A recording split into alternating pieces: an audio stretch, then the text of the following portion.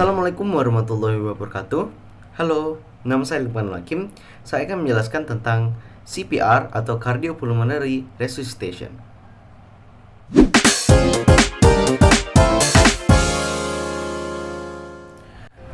Sebelum kita membahas apa itu CPR, kita harus mengetahui mengapa CPR dan pertolongan pertama lainnya sangatlah penting.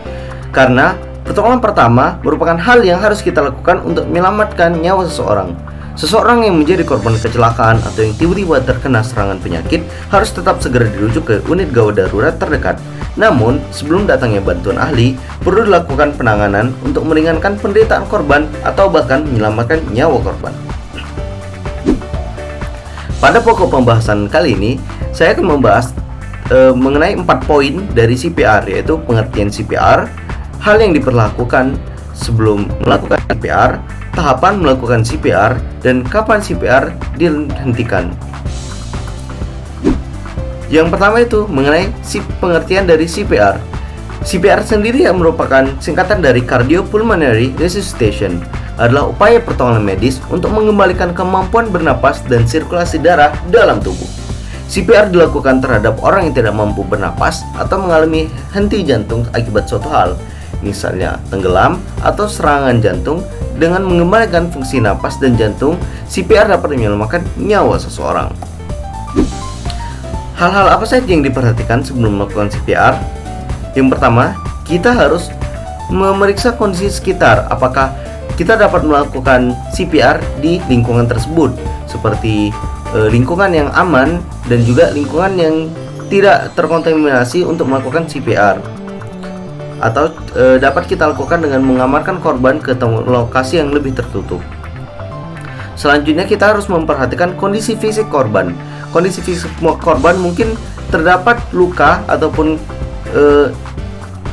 tempat-tempat yang sensitif yang kita harus memberikan perhatian khusus, seperti kita tidak boleh menyentuhnya atau tersenggol bagian-bagian tersebut.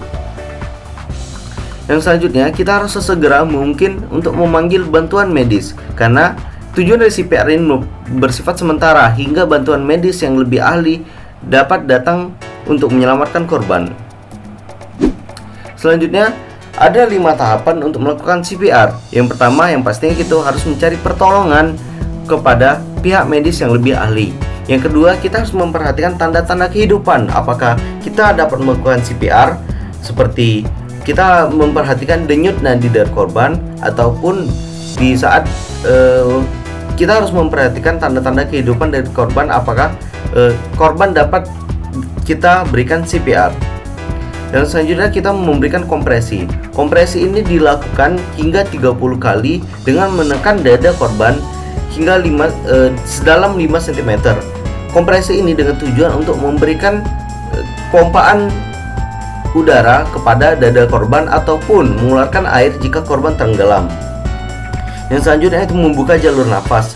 Jalur nafas ini seperti dari kerongkongan hingga hidung dan juga dari dada. Membuka jalur nafas ini dapat dilakukan dengan mengulurkan dari dada ke kerongkongan lalu mengeluarkannya ke hidung. Untuk membuka jalur nafas ini pun dapat dilakukan dengan cara lain, seperti menonggakkan kepala ke arah atas dan memutarbalikkan atau mengarahkan kepala ke arah bawah. Yang selanjutnya, memberikan bantuan nafas. Memberikan bantuan nafas ini dapat dilakukan dengan back valve mask yang dapat kita berikan bantuan nafas hingga 2 kali denyutan nafas. Jika CPR belum berhasil, lakukan langkah 3-5 berulang-ulang hingga bantuan medis datang. Dan selanjutnya kita harus memperhatikan kapan CPR dihentikan, yaitu di saat CPR berhasil, yaitu kondisinya korban sadar ataupun korban dapat bernapas kembali. Yang selanjutnya itu di saat adanya tanda kematian pasti, seperti denyut nadi dari korban berhenti ataupun korban menjadi pucat pasi dan juga tidak dapat bernapas jika dilakukan CPR berkali-kali. Yang terakhir, CPR dihentikan di saat bantuan medis telah tiba, yaitu seperti dari pihak rumah sakit atau pihak yang lebih ahli dalam tanggung jawab medis itu sudah datang untuk menyelamatkan korban. Kurang lebih mungkin itu adalah pembahasan dari CPR yang bisa saya jelaskan.